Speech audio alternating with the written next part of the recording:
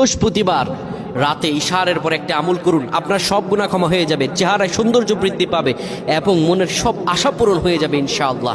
আপনি আল্লাহর কাছে যা দোয়া করবেন, যত পাপ আপনি করেছেন, কে নাই পাপ ছাড়া? প্রিয় ভাইরা আমার, আপনি আমলটি শেয়ার করে দিবেন। আপনি আমল না করে সওয়াব পেতে পারেন। সেটি কিভাবে জানেন? রাসূল সাল্লাল্লাহু আলাইহি সাল্লাম বলেন, বাল্লিগু আন্নি ওয়ালাউ আয়া। একটি আয়াত, একটি হাদিস, একটি আমল যখন তুমি জানতে পারো, সেটি শেয়ার করে দাও, সেটি সবার কাছে, তোমার ভাইদের কাছে জানিয়ে দাও। আপনি আমল না করে সওয়াব পাবেন। যদি আপনার একটি শেয়ারে অন্যজন আমল করে, তাহলে তার আমলের পার্সেন্টেজ থেকে আল্লাহ তাআলা আপনাকে সওয়াব দান করবেন। সুবহানাল্লাহ।